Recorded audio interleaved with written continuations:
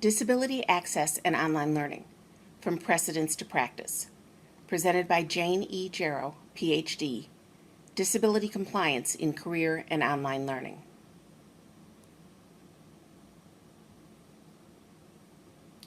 Welcome. Over the next 10 days, we will be exploring how the legal obligations regarding equal access and opportunities for students with disabilities play out in the virtual world of online learning, and what your role is in helping your institution meet those legal obligations. We begin by discussing existing laws and emerging legal guidance and precedents. Then we will discuss the tools available to help assess institutional compliance. Finally, each participant will have an opportunity to develop a personal plan of action. What can and should you do to move your institution forward?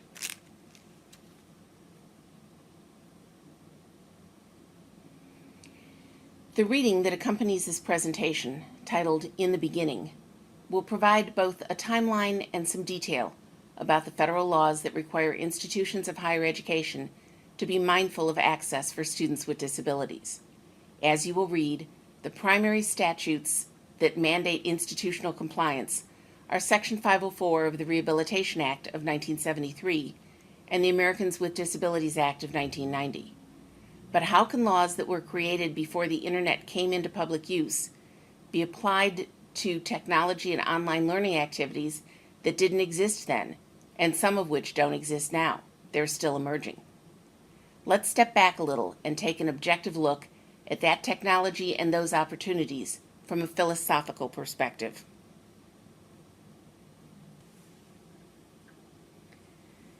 When college faculty step into a traditional classroom on the first day of a new term, what's their purpose there?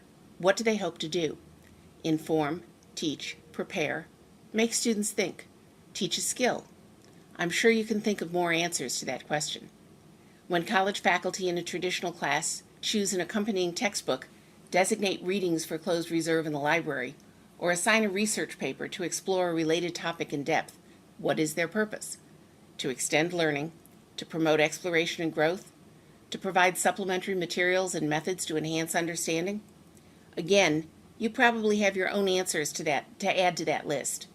The fact remains, though, that for more than 30 years we have understood that our purpose in teaching students with disabilities is no different than our goals for other students, and that our obligation was to provide an equal chance for students with disabilities to learn the same material, master the same understanding.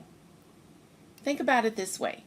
The upgrade in technology and the move to the online environment is nothing more than a change in geography.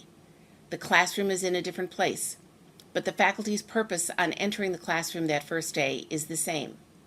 Instead of textbooks, there may be e-text.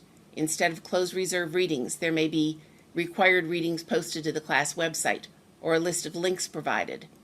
And the research for that term paper may be done online instead of in the stacks. But the reason for presenting those options and enhanced learning opportunities remains the same, and so does our obligation to assure accessibility. Let's take the analogy one step further. In the early days of the implementation of Section 504, colleges and universities scrambled to bring their buildings and grounds into compliance with newly instituted standards for architectural accessibility.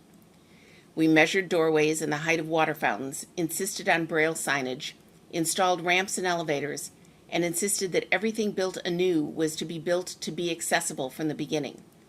We recognized the need to retrofit existing structures, but it was logical, cost-effective, and legally required that we not ignore the need for physical access in renovations and in new constructions. You see where I'm going here, right?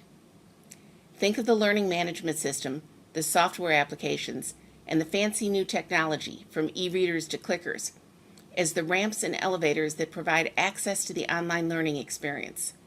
They get you into the classroom. They are the infrastructure of the online learning experience. And the federal law says they must be equally accessible to students with disabilities. Section 504 was implemented in 1977.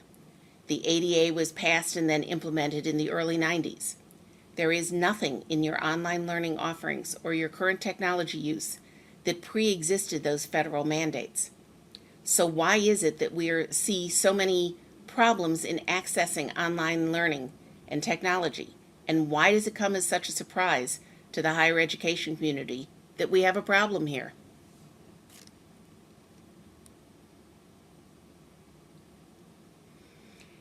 I would venture to guess that if someone proposed building a new 4-story classroom building on campus without benefit of an accessible entrance or an elevator, everyone would be fine with saying, that's not only a violation of 504 and ADA, it's just silly.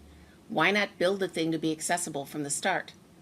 Then why is it such a surprise to find that adopting an inaccessible LMS or using e-reader technology that isn't accessible is not only a violation of the law, it's just silly? Section 504 and the ADA have always been more about the spirit of the law than the letter of the law. The statutes do not require certain actions in discrete situations. Rather, they demand a new mindset.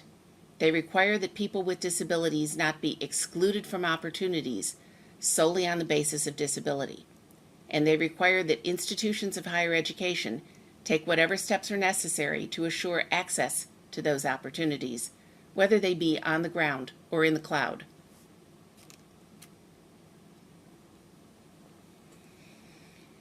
I grew up reading Mad Magazine. The image of Alfred E. Newman intoning, "What, me worry?" still makes me smile. But in the context of providing accessibility to online learning and technology, the phrase is less amusing. It is entirely too easy to accept the need for something to be done without accepting any responsibility for making it happen. Throughout this presentation, there are repeated references to the obligation of the institution to provide equal access for students with disabilities. You aren't the institution, and you have responsibility and authority over only a small part of the institution's operations and activities. So this isn't your problem, right? Wrong. The legal obligation for compliance may rest with the institution, but the institution is incapable of doing anything good or bad by itself. The institution functions through its people, and that's you. 35 years of compliance history under Section 504 in the ADA have taught us that the actions or inactions of any member of the institutional community can be seen as failure on the part of the institution as a whole, and yet no individual and no single office within the institution can assure the success of efforts to promote access. It's going to take a virtual village to assure online accessibility for students with disabilities. Understanding that we are all in this together, we are ready to begin our exploration of legal precedents and how they influence our online practice.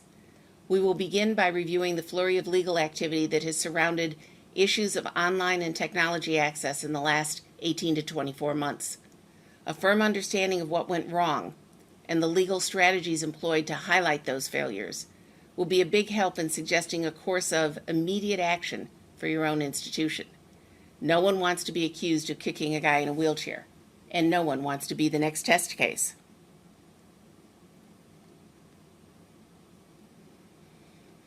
I hope you find the information and insights presented in this class to be useful in shaping your understanding and approach to the issues of access and inclusion for students with disabilities. I look forward to your participation in our group experience, but welcome private questions and comments as well. You can reach me at janegero@aol.com. See you online.